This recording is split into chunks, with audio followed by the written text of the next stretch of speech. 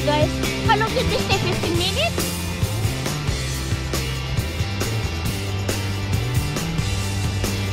Daddy, you don't have water in your truck to rinse off our feet? You should leave a bucket or a gallon of water. This truck is going to be loaded at sand.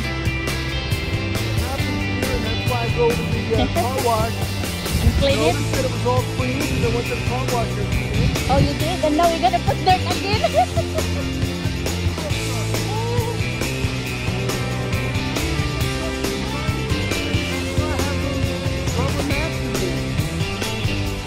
Tingnan nyo guys yung sand, oh.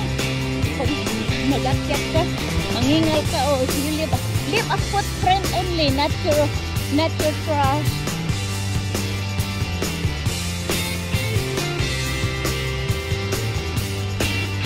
Bawal dito magtapon guys ng basura.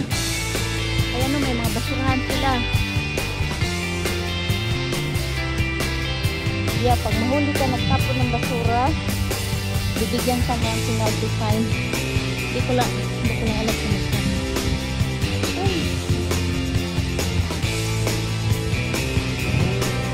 Ang hirap ng senior citizen na guys. Mahina na ang listing sa maglakad ng buha sa buhangin.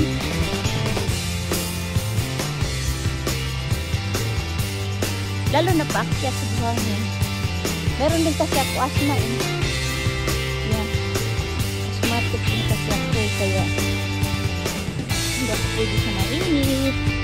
Hindi ako pwede sa ganito, maglakad ng malayo. And in that way, you know, senior citizen, I have asthma. My friends didn't tell me. See, my friend didn't have asthma.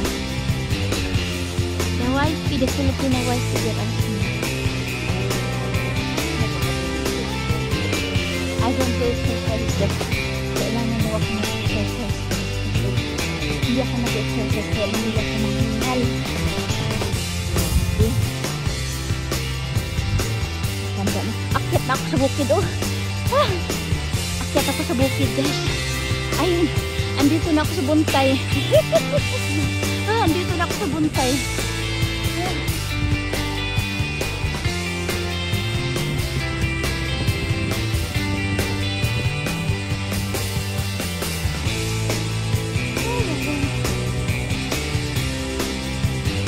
Daddy, these are sea oats.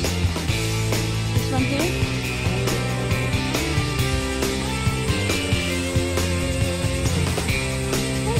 Guys, stamp your feet. Oh.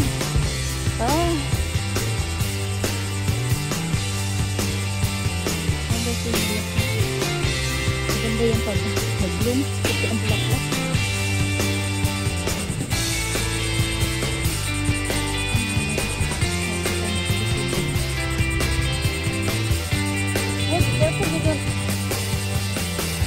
Step on the spike.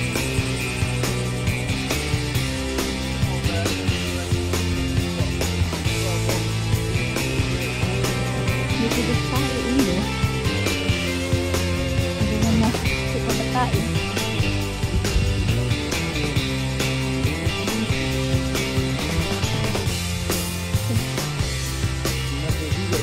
I already did it.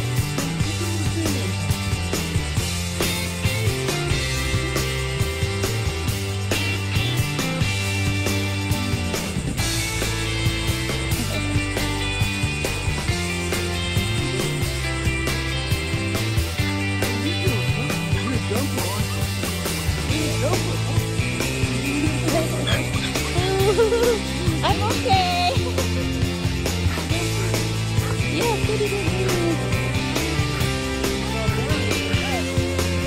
I used to have 3 dogs. Big dogs too. Yeah. They are big dogs.